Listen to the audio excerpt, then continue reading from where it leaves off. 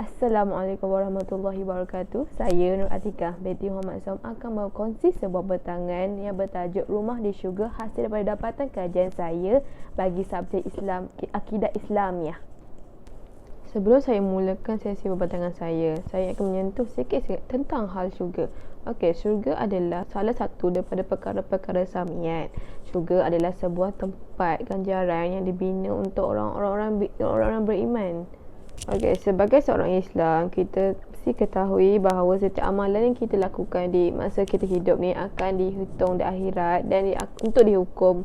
Setiap orang Islam perlulah berlumba-lumba untuk melakukan amalan-amalan baik untuk mendapatkan ganjaran-ganjaran Allah di syurga. Ganjaran-ganjaran tersebut tu antaranya adalah rumah di syurga.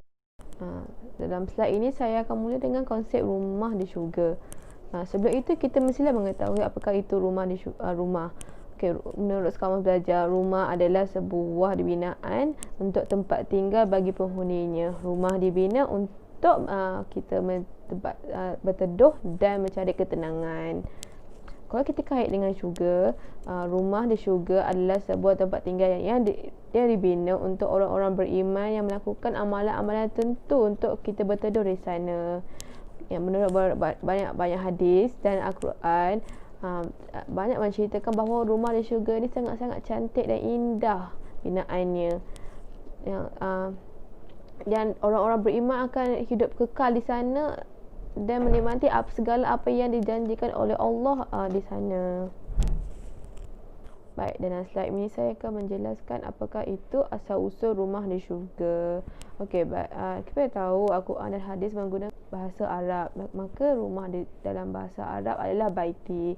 Baiti telah banyak disebut dalam berbagai surah dan hadis di mana ia digunakan sebagai sebuah tempat tinggal untuk beristirahat. Ini juga Allah telah menyediakan sebuah rumah bagi mereka yang telah berjihad atas namanya untuk beristirahat. Terdapat hadis yang menyebutkan rumah di syurga dalam seperti mana dalam kotak pertama. Mafhumnya Allah telah menyediakan sebuah rumah untuk Khadijah yang diperbuat daripada qasab. Qasab adalah bebenang yang diperbuat daripada emas dan perak. Kalau kita tengok pada kotak kedua itu, mafhum dia menceritakan apakah bahan-bahan yang diperbuat dari syurga. Bahan-bahan yang tersebut adalah emas, perak, mutiara dan permata. Bahan-bahan tersebut adalah bahan-bahan yang sangat-sangat cantik dan bernilai. Di sini kita melihat bahawa rumah di syurga diperbuat daripada emas dan perak, manakala kerikilnya diperbuat daripada mutiara dan batu permata. Kerikil adalah batu-batu kecil yang digunakan untuk membina jalan raya. Di sini kita dapat lihat bahawa segala-gala yang terdapat di sekeliling rumah diperbuat daripada bahan-bahan yang sangat indah. Dalam slide ini saya akan menjelaskan ciri-ciri fizikal rumah di syurga. Pertama, ia merupakan bangunan yang kukuh. Isi ini saya diambil daripada surah At-Taubah ayat 72. Dalam tafsir Al-Munir menjelaskan bahawa wa masakin at-tayyibah yang ditafsir adalah sebuah bangunan yang kukuh dan baik. Jadi sini dapat bayangkan bahawa rumah di syurga binaan yang sangat tegak dan geometrik. Ciri seterusnya adalah daripada bahan yang indah. Berdasarkan sebuah hadis Sunan Tirmizi, mafhumnya segala apa yang ada di syurga diperbuat pada emas dan perak. Sebagai tahu, emas dan perak melambangkan kecantikan dan kemewahan. Di sini kita digunakan sebagai perhiasan. Maka apabila sebuah rumah itu diperbuat daripada emas dan perak, tidakkah ia akan mengangkatkan darjat kita sebagai penghuninya? Rumah di syurga juga mempunyai keistimewaan tersendiri.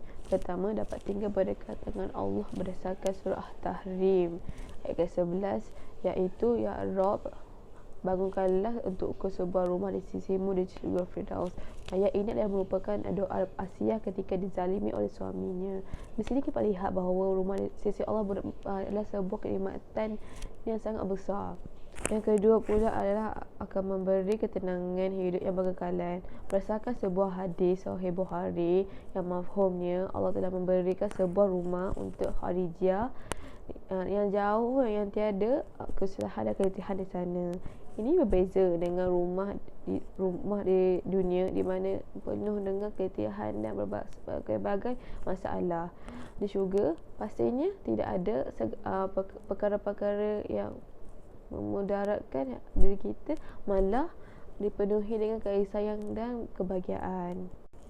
Kemudian saya akan menjelaskan jenis-jenis kedudukan rumah di syurga berdasarkan sebuah hadis Sunan Tirmizi. Jenis kedudukan rumah di syurga yang pertama iaitu rumah di tepi syurga. Rumah ini dibina bagi mereka yang meninggalkan perbalahan, yang mereka menghindari pergaduhan walaupun mereka berada di pihak benar. Hal ini mereka adalah golongan yang bersabar dan tidak egois. Jenis kedudukan yang kedua adalah di tengah-tengah syurga. Rumah ini dibina bagi mereka yang meninggalkan aktiviti perbohongan walaupun aktiviti itu hanyalah berniat gurauan seperti prank. Yang ketiga adalah sebuah rumah di puncak syurga bagi mereka yang menjaga akhlak baik. Terdapat amalan-amalan yang boleh kita lakukan untuk mendapatkan rumah di syurga. Antaranya membangunkan sebuah masjid.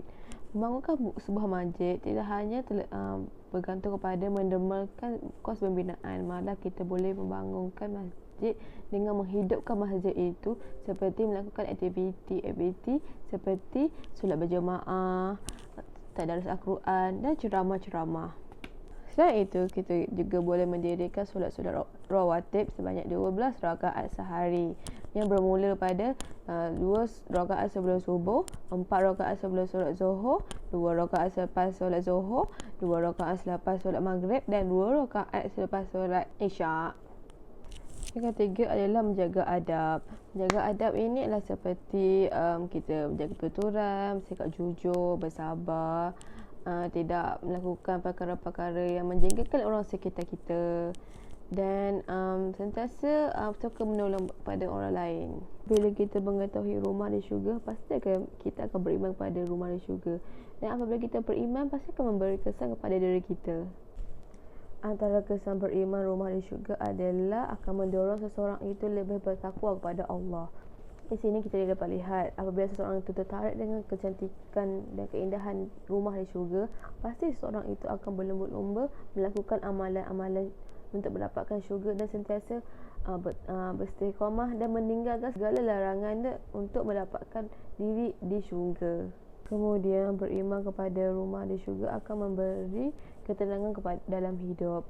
Seperti tahu, dalam kehidupan ini sangat penuh cabaran dan akan memenatkan diri kita. Apabila kita melakukan sesuatu, pasti kita inginkan ganjaran, dan ganjaran Allah itu sangatlah besar.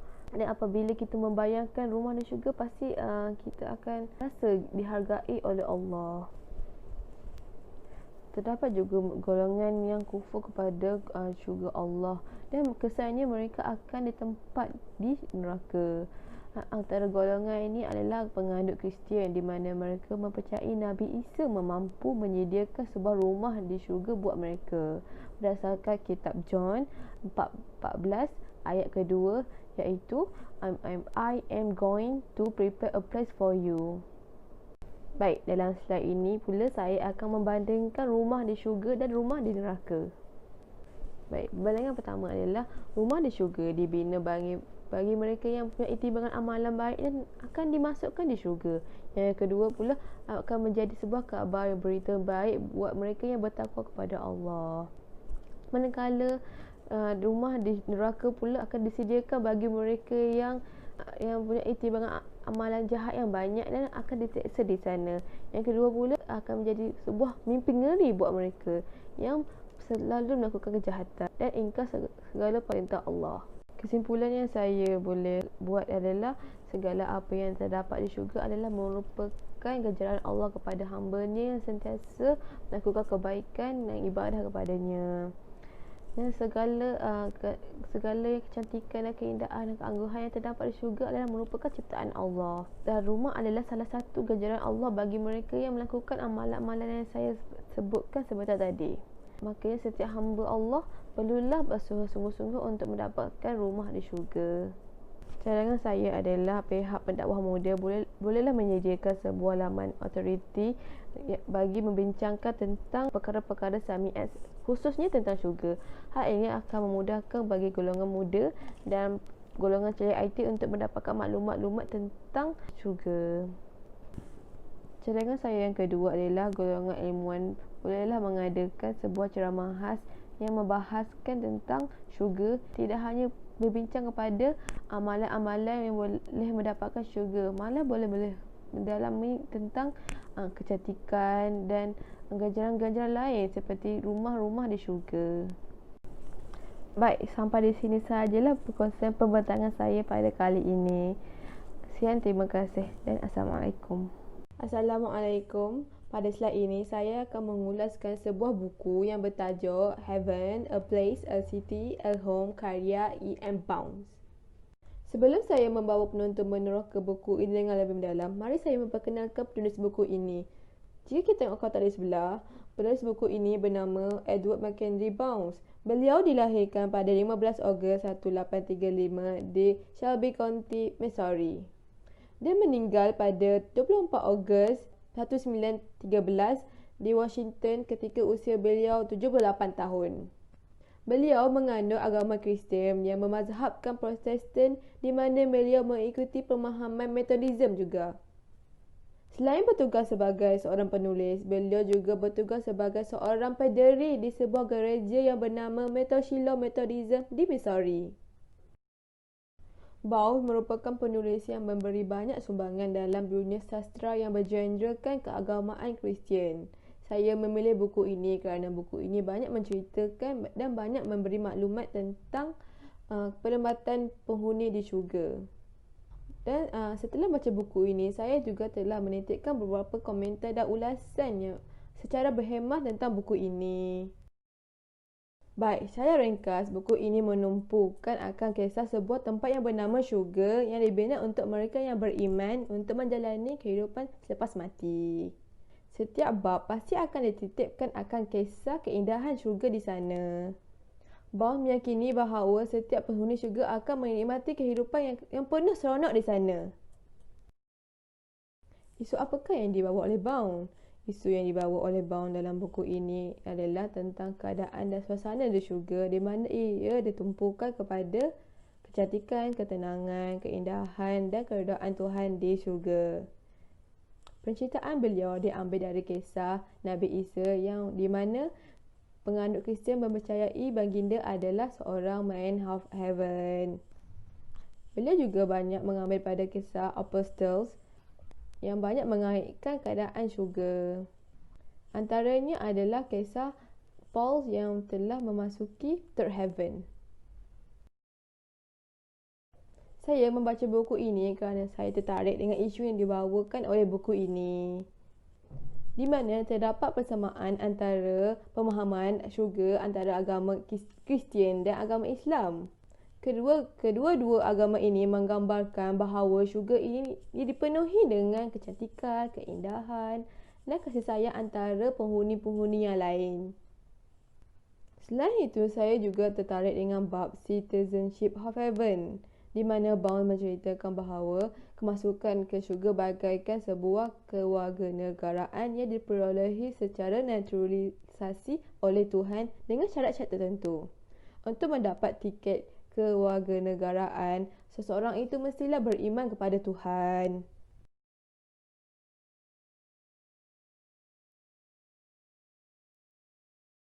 Saya berpendapat bahawa buku ini mudah dibaca dan difahami oleh mereka yang pernah mendalami pengajian agama Kristian, terutamanya mereka yang bertutur dalam bahasa Inggeris. Buku ini juga sangat berinformasi kerana corak penceritaan yang sangat naratif, mampu membantu pembaca membayangkan suasana syurga. Namun, saya juga mendapati bahawa buku ini terdapat kelemahan dari segi corak penceritaannya terlalu ringkas. Bagi saya, ia tidak sesuai untuk pembaca yang tidak pernah atau mengetahui pasal asas-asas tentang agama Kristian. Tambahan pula, penggunaan bahasa Inggeris yang tinggi akan menyukarkan pembaca yang tidak menggunakan bahasa Inggeris sebagai bahasa perantaraan utama untuk memahami ayat-ayat dalam buku itu tersebut, seperti perkataan khas. Di bahagian kritikan pula, saya ingin mengulaskan tentang ketetapan fakta di mana saya akan membandingkan antara agama saya dan agama yang dianut oleh Bounce. Bounce sangat menekankan bahawa setiap sekalian manusia ini merupakan anak daripada Tuhan berdasarkan kitab John bab ketiga dan ayat pertama. Potongannya iaitu we should be called children of God. Hal demikian bertentangan dan salah kerana saya yakin bahawa Tuhan itu tidak beranak dan tidak pula memperanakkan.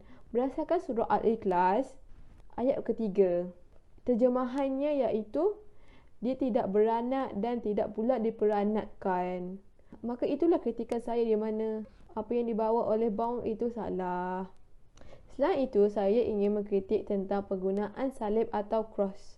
Bounce sangat meyakinkan bahawa penggunaan cross atau salib adalah merupakan satu lambang memuliakan kematian Nabi Isa. Bounce yakin bahawa Nabi Isa telah wafat disebabkan disalib. Hal demikian telah bertentangan dengan fakta sejarah di mana Nabi Isa tidak wafat kerana disalibkan. Maka ia telah menjadi satu fitnah kepada Nabi Isa kerana dituduh wafat kerana salib. Penulisan ini telah memberi impak kepada diri saya dari sudut pemahaman akidah iaitu berkenaan dengan Tuhan. Melalui buku ini, saya dapat mengetahui istilah kristianisasi iaitu konsep Tuhan Trinity yang bagi saya cukup mengelirukan.